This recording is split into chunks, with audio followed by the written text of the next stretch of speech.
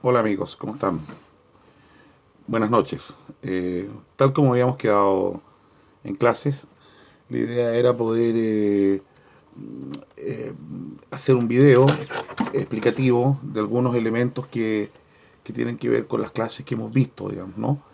Especialmente en esta segunda parte de lo que son los procesos cognitivos, refiriéndonos a lo que es el pensamiento, el lenguaje y la inteligencia.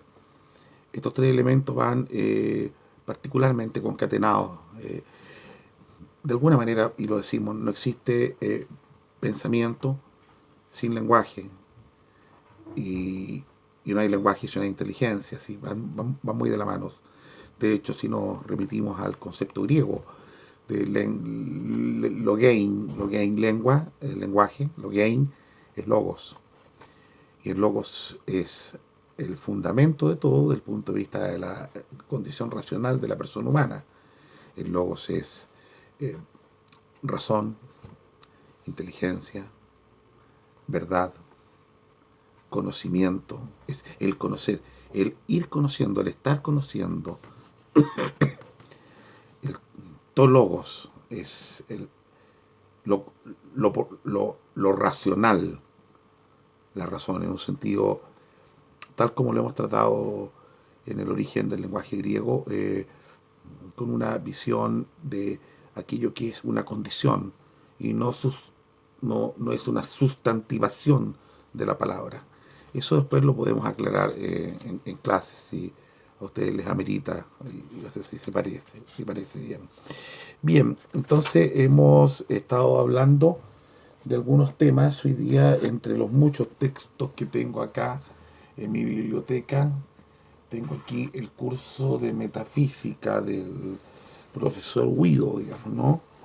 Y él nos va a hablar aquí respecto a un tema que tiene que ver con la abstracción, las condiciones de la abstracción, ¿ya?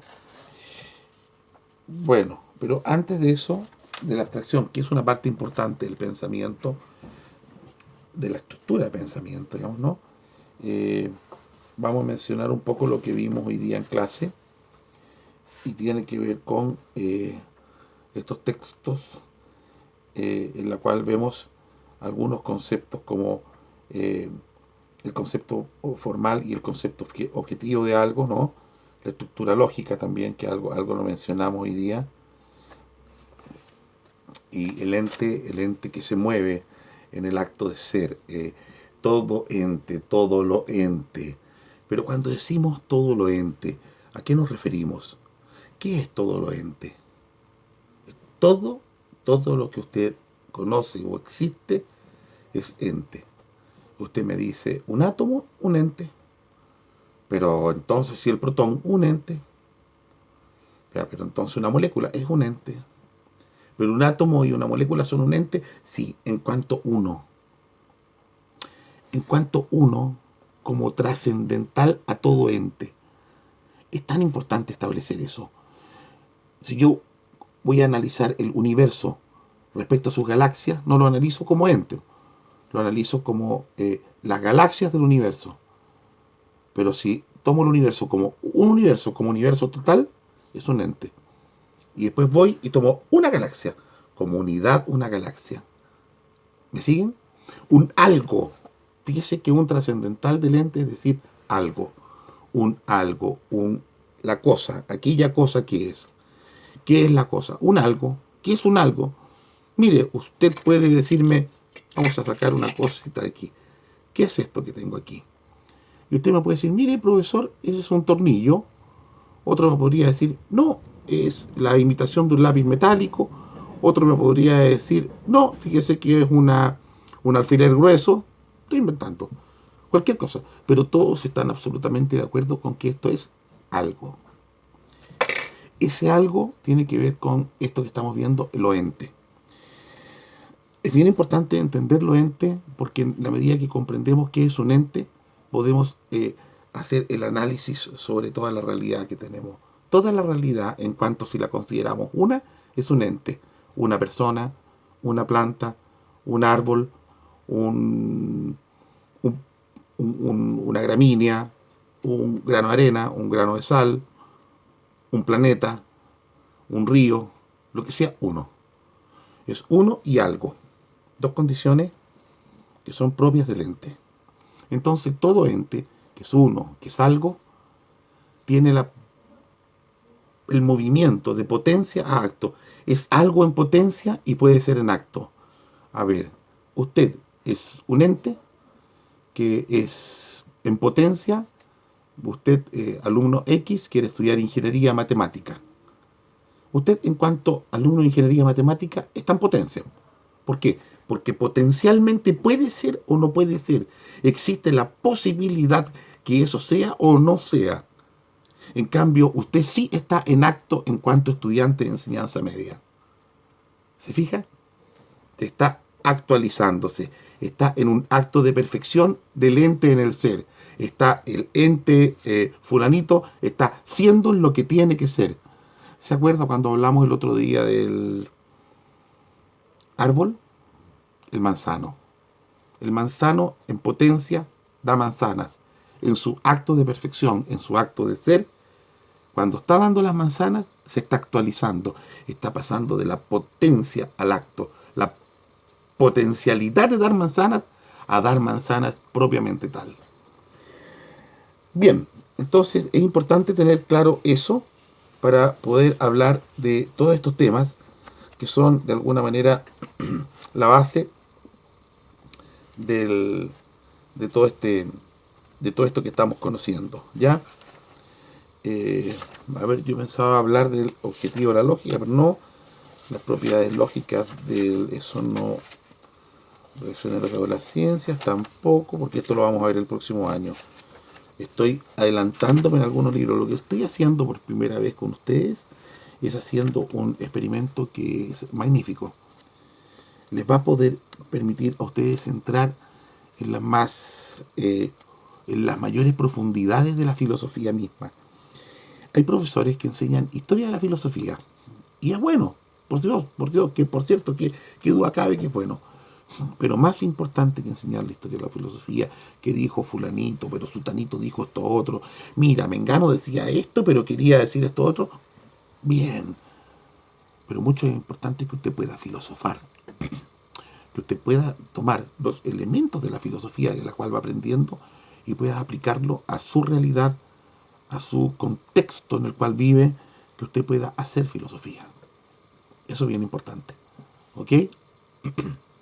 Bien.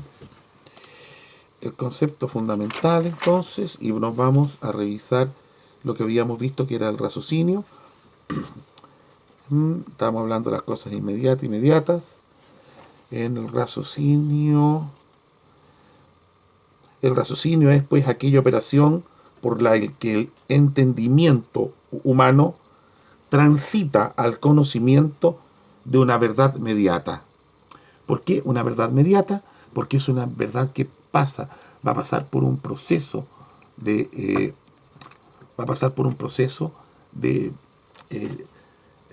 análisis, va a pasar por un proceso desde que usted captura la posibilidad de desarrollar una proposición, un juicio, hasta obtener el juicio, digamos, ¿no?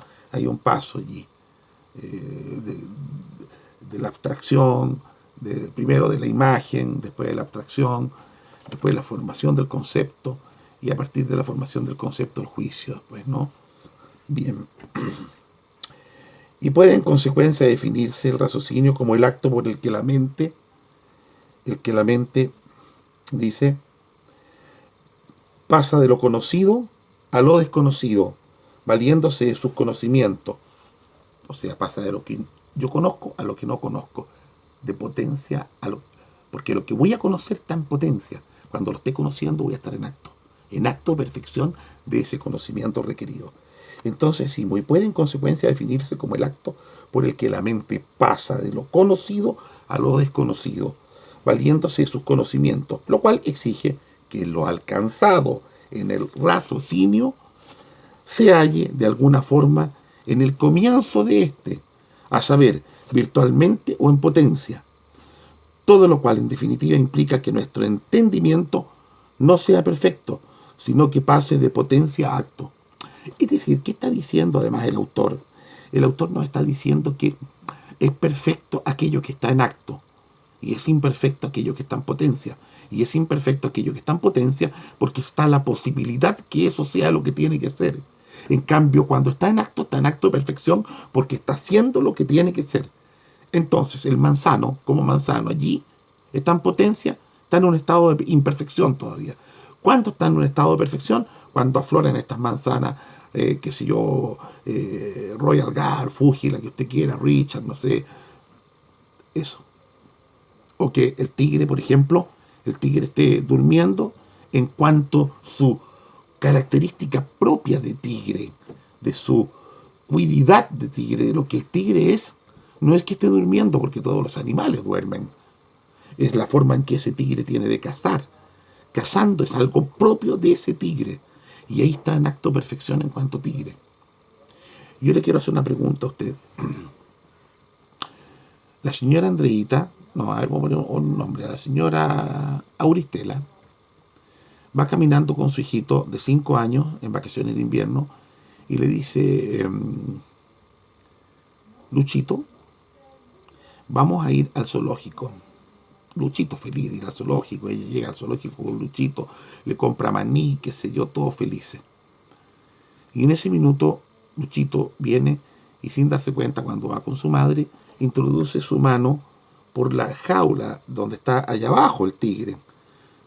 Lo que no calcula el niño ni la madre, incluso ni los guardias de pronto, que la reacción felina del tigre le permite un salto de 3 o 4 metros de altura, afirmándose con los pies en la pared, pega el brinco y hace un movimiento hacia arriba, con lo cual muerde el brazo del niño.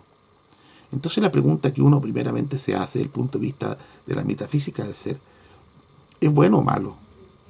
Usted me dirá que es malo. Sin embargo, yo le voy a decir que metafísicamente es bueno. Porque el tigre está en su acto de perfección de cazar. Está haciendo lo que tiene que hacer. Entonces alguien me podría decir, entonces Luchito que metió la mano es malo. No, pues.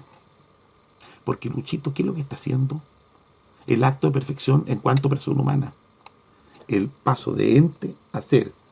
El acto de ser en cuanto persona humana en Luchito no es otra cosa que conocer. Y cuando él estira la mano hacia adentro de la reja está conociendo. También está en un acto de perfección. Aquí no estamos hablando de un tema moral. Estamos filosofando sobre el acto de ser. En moral, ese es otro tema, lo vamos a ver el próximo año. Bien, entonces, finalmente podemos decir que la operación discursiva no es una simple sustitución de un conocimiento por otro. Ciertamente, una tal sustitución es imposible sin un cambio en el propio entendimiento. Hay un cambio en el entendimiento. Y por eso entonces vamos a hablar nosotros acá, dejando el libro de don Antonio Millán Puelles. Vamos a hablar de el entendimiento, la abstracción intelectual y el intelecto. Habíamos hablado en alguna clase por allí de intelección, ¿no es cierto? ¿Qué es lo que era la intelección? Era la capacidad que tiene la persona humana de inteligir. Inteligir viene del latín intus legere. Es intus dentro, legere leer, leer dentro, hacer una intelección, ¿no es cierto? Entonces dice el autor José García Cuadrado en su tesis doctoral sobre los escritos del profesor Báñez, que es un paleotomista, nos dice qué cosa, nos dice en la abstracción intelectual y el intelecto agente. El proceso de inteligir humano se perfecciona en el conocimiento abstractivo, en el cual la imagen sensible, suministrada por la sensibilidad interna, es elevada por la acción del entendimiento agente hasta el nivel de universalidad y más alta inmaterialidad. ¿Qué dijo? Seguramente muchos de ustedes no entendieron, tal como a mí me costó entenderlo la primera vez, ¿no? El proceso de inteligir humano se perfecciona en el conocimiento abstractivo, en el cual la imagen sensible, suministrada por la sensibilidad interna, es elevada por la acción del entendimiento agente hasta el nivel de universalidad más alta de inmaterialidad. Más alta de inmaterialidad. ¿Se acuerdan que yo en clase les hablé de aquello que era la sustancia y el accidente. Entonces, ¿qué hacemos aquí? Está diciendo que primero sus sentidos capturan una imagen y su sensibilidad eterna le eleva aquí al pensamiento. Se produce la imagen mediante la memoria. Usted recuerda la imagen que se colocó acá, el árbol, que lo que era un manzano. Es elevada por la acción del entendimiento agente. Entra a operar el entendimiento agente, que es una potencia del alma. ¿Y qué es lo que va a hacer? El entendimiento agente va a lograr, como dice aquí, elevarlo hasta el nivel del universal. Es decir, hay algo, hay un proceso, hay un tránsito entre ese árbol manzano con todos sus accidentes de manzano, para que usted en su mente coloque el concepto de árbol sin los accidentes de manzano, pero que sea común a todos los árboles conocidos y por conocer. De tal manera que usted nunca ha visto otro árbol que el manzano, y más adelante lo llevo yo y le muestro una palmera, que por cierto es muy distinto a un manzano, y usted viene y me dice, oh, un árbol. Y después lo llevo a ver un bonsái, y usted me dice, oh, un árbol. Es más, podría hasta decir, yo lo llevo a conocer, a ver, qué sé yo, un espino ahí en la precordillera. Y usted me dice un arbusto, un árbol, me dice. ¿Qué hay? ¿Cuál es la cualidad? ¿Qué cosa? ¿Cuál es el elemento que hace que yo tenga aquí la idea de árbol sin los accidentes del manzano? Ese proceso es abstracción. Voy a abstraer del manzano la esencia del manzano, la cuididad, el cuidez del manzano, dejando fuera todos sus accidentes. Y a partir de ello entonces construyo el universal, que es absolutamente inmaterial. ¿Por qué inmaterial? Porque no tiene los accidentes de ese o de ese otro o del que sea.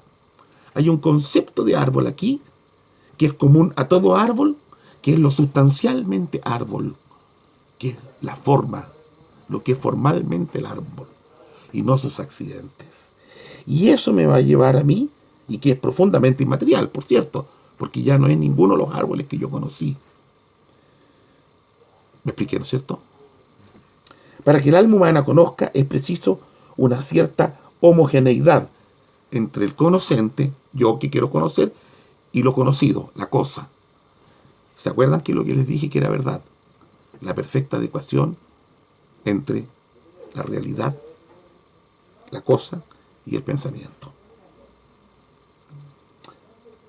La naturaleza espiritual del conocente, mía, exige por parte del objeto conocido un grado igual de inmaterialidad, porque mi capacidad conocente es inmaterial, es mi mens, mi psique, mi mente, mi conocimiento, el conocimiento que adquiero.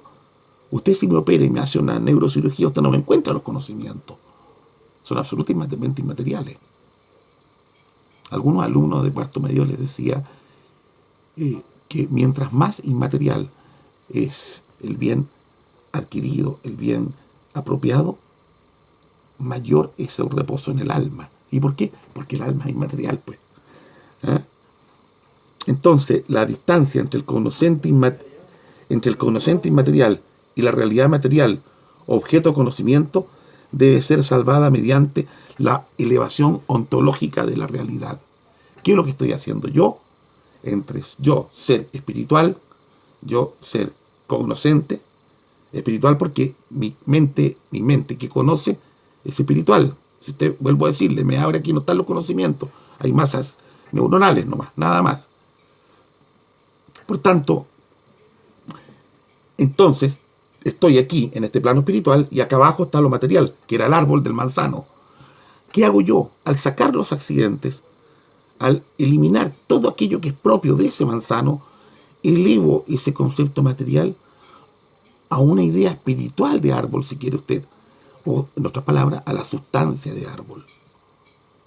Y es allí donde se produce esa concordancia.